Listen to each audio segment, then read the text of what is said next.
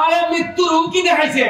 আচ্ছা বুঝুন যে আমি 4 মাস 5 মাস হইছে আমার ট্রেন ফিরছি, এখনো খেলে মনের মধ্যে আয় আমার মেরে দিত।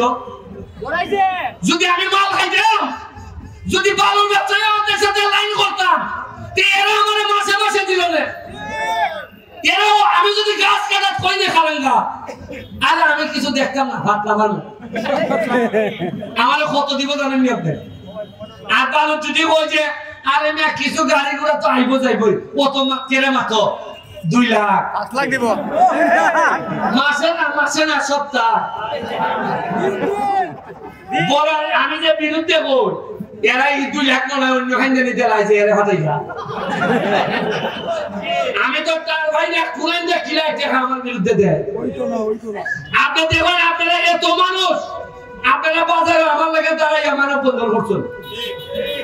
আমার দ্বারা নির্বাচনে আমার পক্ষে আছে না, এরাও মানব বন্ধন করছে। কিন্তু দুঃখ লাগে আমাদের এলাকার বড় বড় নেতা তাদের পরিবারের কেউ দাঁড়াইয়া হয়েছে না যে আচ্ছা আমাদের মধ্যে মনোমালিন্য থাকতে পারে, কিন্তু আমার ব্যাপারে মাইনে নিত এটা আমি মানি না, আমি তীব্র ঘৃণা প্রকাশ করি। এই কথা হইবার লেগে কেউ খালিছে না। আরে তোমরা লাগে জান দিছি না আমি, আরে উনকা তোমরা আমার মৃত্যুর সাথে সওদা করো।